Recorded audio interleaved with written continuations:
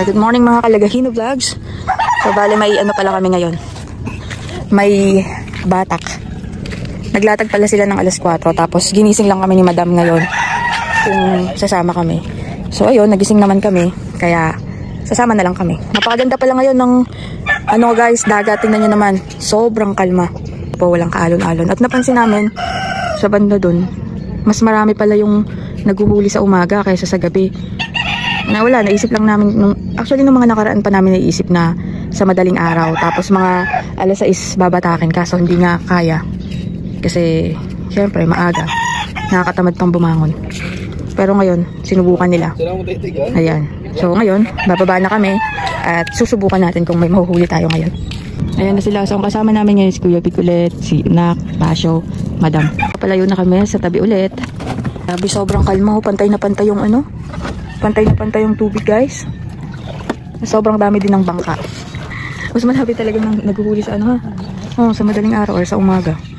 Baka talagang sa umaga sila nakakahuli.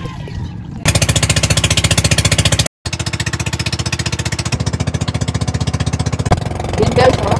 Dito sa bandang kaliwa namin, mayroong sa 2-3. Ayan po, tapos sa banda ron, madami sila. Tapos dumagdag pa kami. Ganito po ang itsura ng butag sa umaga. Halos wala din namang pinagkain ko sa gabi. Star. Yan po yung pinupuntahan namin na butag yan. Shout out pala kay Makmak.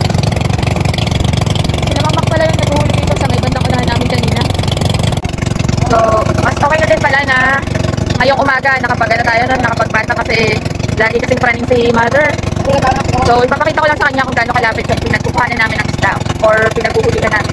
Kasi ganito lang kalayo. Ito yung sa kanan, ganyan siya kalapit. Ito yung sa kaliwa. So, malapit lang. Kaya hindi ako kinakabahan sa tuwing umaayos kami sa tabi or lumalayo. Ganyan lang kalapit, hindi kami sobrang sa laot. Mas marami pala sa medyo laot guys sa pag-umaga. Sobrang liliit, hindi masyadong maano ng camera. Dito na po kami at lilipat na ulit kami ni Madam. Yan po pala yung kabuuan ng ano, ng Butag, Barangay Butag. Sayang di ko nadala yung bagong ano, lens. Makikita sana yan. Napakaganda kasi dun sa mga ibabaw ng mga nyog, ganyan kataas. Nandun yung fog. Nakikita. Hindi kasi masyado maano dito eh. Mahalat. Ayan pala. Ayun oh, kita niyo yan guys, yung mga namumuti na yan, fog yan. Wow, unang huli. Suga. Kaganda ng sunrise ngayon guys. Maganda to sa ano, nakatalikod. Vitamin C.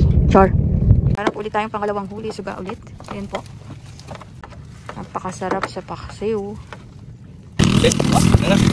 Ano yan? Ha? Ano ba? Wow! Guys, napakalaking ano.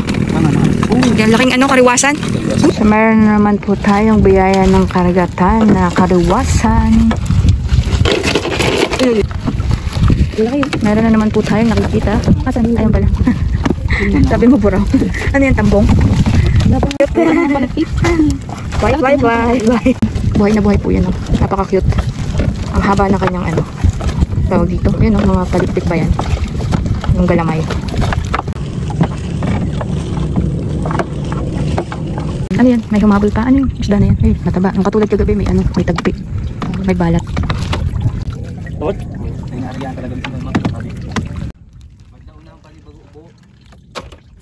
Medyo malapit na kami guys. Nakikita na namin yung tuya. Ayun po.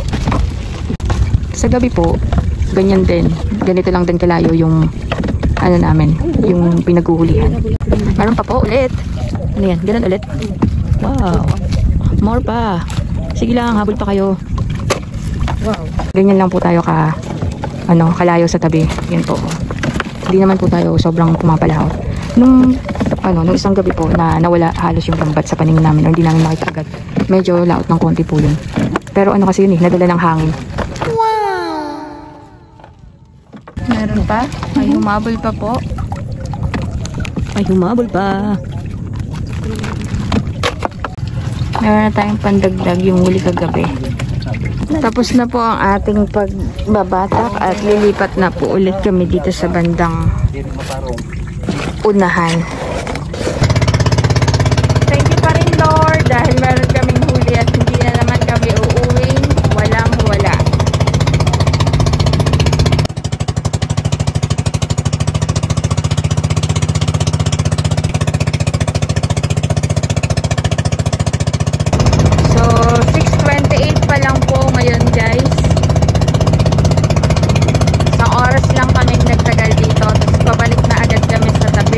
Nandito na kami sa tabi guys. And bababa na si madam.